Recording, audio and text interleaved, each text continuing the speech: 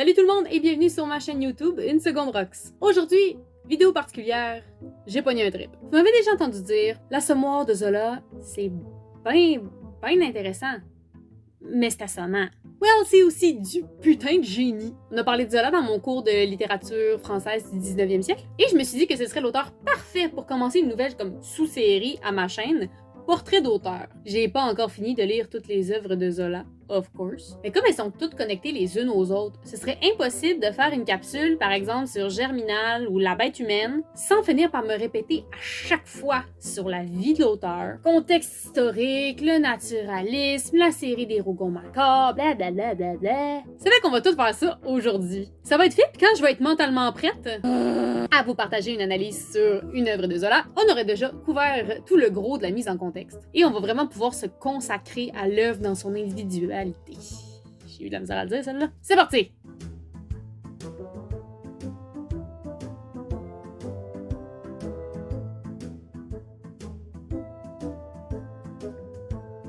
Émile-Édouard Charles-Antoine Zola est né en 1840 à Paris, mais il a passé la majorité de sa jeunesse à Aix-en-Provence. En 1856, il échoue son bac et décide d'abandonner ses études pour aller travailler chez les éditions Hachette à titre de subalterne. Conte Aniron en 1864 va être son premier livre publié, suivi en 1865 de son premier roman, La Confession de Claude.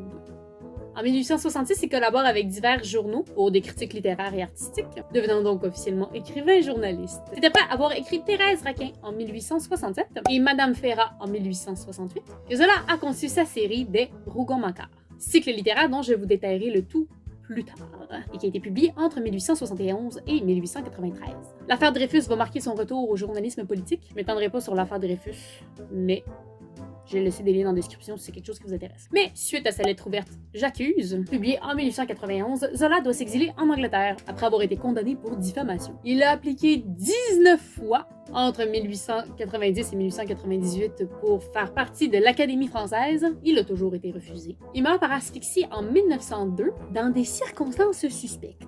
On ne sait pas encore si c'est un anti-dreyfusien qui aurait bloqué l'entrée de la cheminée ou bien si c'était volontaire de la part de Zola, qui aurait mis fin à ses jours tout seul. Mais bon, peut-être n'en aurons-nous jamais la confirmation totale.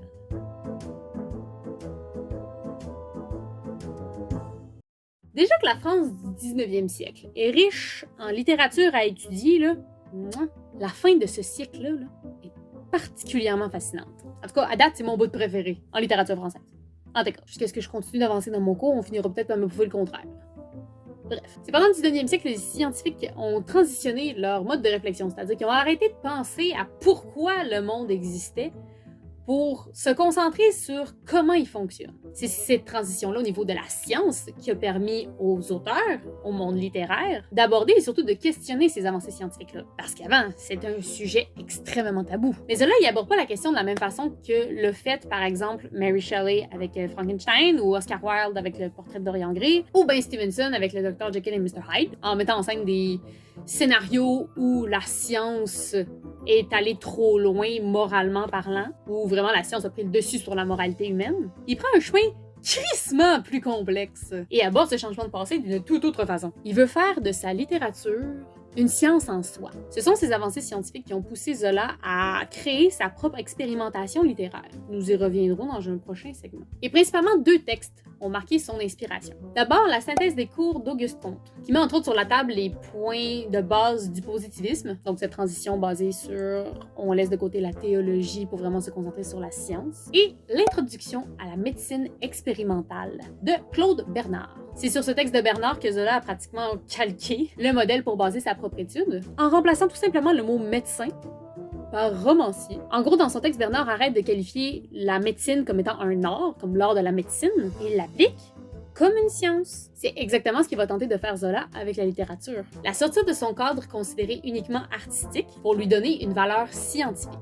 Le mouvement littéraire de remettre la science en question versus ce que fait Zola avec ses romans, c'est complètement distinct. Zola est le seul à avoir fait ce qu'il a fait. À l'époque, et encore aujourd'hui, personne n'a jamais répété son expérience. chance. Personne n'a recréé ce qu'il a fait. Par rapport au contexte historique de l'écriture, Guillaume a partagé une observation qui est tout aussi intéressante et qui pourrait être pertinent à analyser si c'est quelque chose qui vous intéresse d'approfondir. En 1882, la France a voté la loi Ferry, donc qui a rendu la gratuité scolaire au primaire puis au secondaire et qui obligeait les jeunes à aller à l'école en primaire et au secondaire. Elle était obligatoire pour tous. Donc, logiquement, 20 ans plus tard, au début des années 1900, il y avait beaucoup plus de gens qui savaient lire et écrire. Il y a peut-être donc une corrélation avec l'écriture de Zola, cette montée de l'éducation-là. Je n'étais pas la meilleure pour mettre en bouche les mots que Guillaume m'a partagés à l'écrit sur le scénario du contexte historique de Zola. Mais bon, si on peut planter quelque chose ici et que ça vous fait germer quelque chose, on va avoir gagné quelque chose.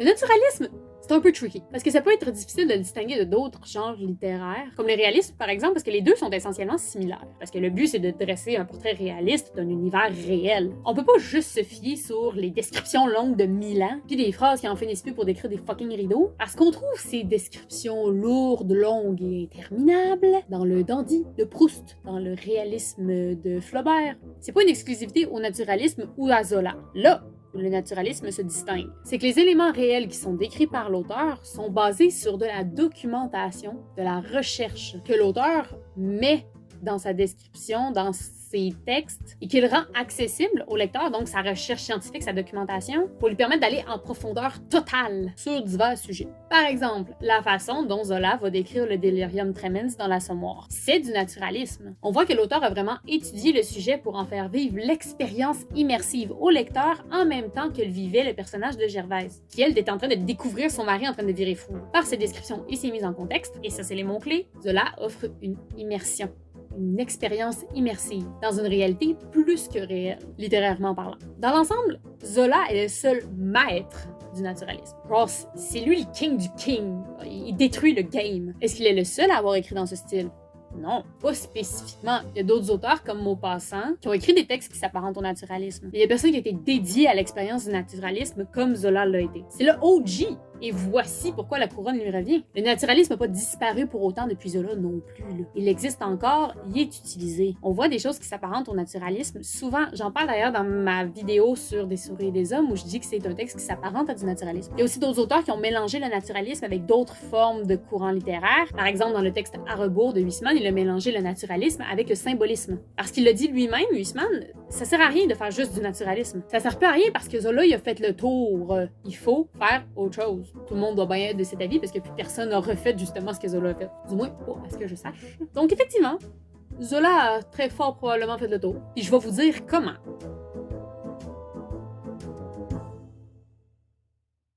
Zola s'est mis un esti de gros projet entre les mains. Écrire une série de romans portant sur l'étude de l'interaction entre l'humain et son milieu, social, économique, familial. Comme point central, il focus surtout sur comment l'hérédité vient influencer un être humain dans son environnement. Ça, vous comprenez que ça se passe pas dans une petite trilogie à 200-300, 4 pages... Hein? Non. Ça lui aura pris 20 livres pour faire le tour. Et c'est tout à fait logique. Si cette étude-là avait été faite en temps réel, donc dans la vie de tous les jours et non pas littérairement parlant, on peut pas analyser l'hérédité sur une seule génération, n'est-ce pas? Effectivement, donc ça fait du sens, du pourquoi ça s'étend sur une vingtaine de volumes. Parce que le sujet, il est pas léger et facile. Mélanger ça à l'esthétique du naturalisme et le besoin de faire évoluer les histoires à un rythme où l'analyse du sujet principal est plausible, c'est sûr que le sujet se résumerait pas à 250 pages. Et c'est toute la beauté de l'œuvre de Zola. Essentiellement, il a réussi. Son étude est tellement précise, documentée et détaillée qu'on peut pas en nier la conclusion. L'humain est condamné au déterminisme. Le déterminisme, vous l'aurez deviné, c'est le concept qui dit que l'humain est poigné dans la même roulette et qu'il n'est pas possible de s'en sortir. Et Zola a illustré la roulette de l'hérédité familiale, mais aussi des structures sociales et économiques. Si on est dans une classe plutôt qu'une autre, on est plus ou moins poigné pour rester dedans, ou du moins c'est un chemin laborieux pour essayer de s'en sortir. Et la grande majorité des gens n'y arriveront jamais. En tout cas, ça c'est la vision de Zola au 19e siècle. Que c'est encore ça aujourd'hui, c'est variable. Et si on fait une autre petite étude sur le sujet, pas mal sûr qu'on va trouver que ça a pas tant bougé que ça depuis l'étude de Zola. Bref, un bon parallèle à faire avec la réalité d'aujourd'hui. Par exemple, si on recréait aujourd'hui un nouveau cycle Mais à notre époque, clairement que ce serait pas les mêmes enjeux, les mêmes réalités, puis la modernité ferait vraiment une différence dans notre perception de l'œuvre. Mais la grande question reste, est-ce que la conclusion serait différente? Si oui, qu'est-ce qui changerait? Comment et pourquoi? Sinon, si la conclusion est déterminée, lol, à être la même, à quoi ça servirait de refaire une nouvelle étude dans ce cas-là? Voilà ce que les gens veulent dire quand ils disent que Zola y a fait le tour.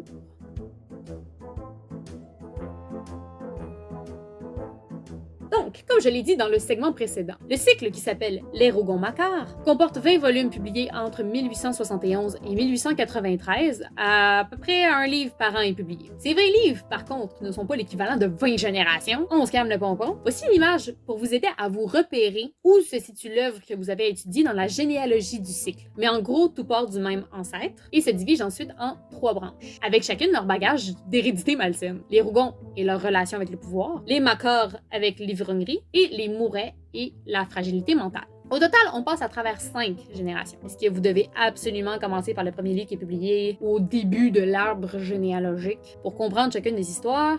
Non. Oui, à quelque part, toutes les histoires sont tous reliées les unes avec les autres. Et il est donc fort possible que vous manquiez de ces connexions parce que vous n'aurez pas lu l'œuvre dans son entièreté. Mais c'est pas des connexions qui sont essentielles à l'œuvre et à votre compréhension de l'œuvre. C'est des mentions comme quoi c'est interrelié pour montrer que c'est interrelié puis qu'il y a des personnages que tu vas retrouver un peu partout dans différentes généalogies. Puis c'est normal parce que justement, c'est toute la même famille qui s'étend sur la même histoire. T'as des souvenirs qui vont venir puis ces affaires-là, c'est normal. Mais chaque œuvre peut être étudiée indépendamment d'une des autres. Pour comprendre la trame narrative de base du roman et tout son lien avec l'étude de Zola sur l'hérédité, vous n'avez pas besoin de tout lire pour tout savoir. Si vous voulez éviter de manquer beaucoup de références, il existe des éditions commentées qui vont vous pointer les liens avec les personnages des autres romans du cycle de Zola, mais il ne sera jamais attendu de vous que vous sachiez exactement ce qui arrive au 3e coussin de l'un 3 livres avant, ou ce qui se passe chez les petits-enfants d'une famille à 7 généalogies plus loin. On s'entorche. Mais tant que vous n'aurez pas lu pour une première fois tout le cycle des Rougon-Macquart, et puis relu pour faire les liens que vous aviez manqués la première fois, ça se peut que vous skippiez une couple de références. Et ça fait pas de vous des cons. Mais voir la généalogie et la comprendre dans son ensemble, en plus de comprendre les intentions de Zola dans son écriture, de sa crise de longue série de Corliss, c'est définitivement pertinent pour comprendre l'étendue de son œuvre et surtout son importance dans la littérature. Chaque personnage principal de chacune de ses œuvres est décrit avec minutie et on comprend ce qu'on a à comprendre de son passé, de son présent et de son futur pour arriver à la même conclusion que Zola, sans avoir lu la généalogie complète. Mais il faut savoir qu'il y a une bien plus grande envergure autour de l'œuvre que vous lisez. Ça met vraiment les choses en perspective.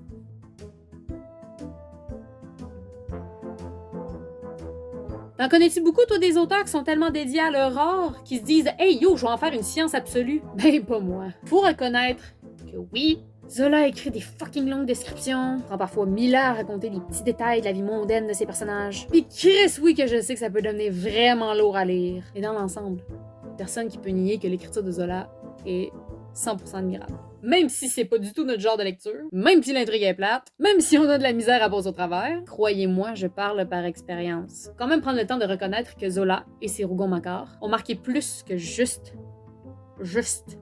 la littérature, mais ont contribué à marquer l'étude des mœurs et du développement d'un individu influencé par son milieu social, économique, familial. Surtout familial, dans ce qui est Zola.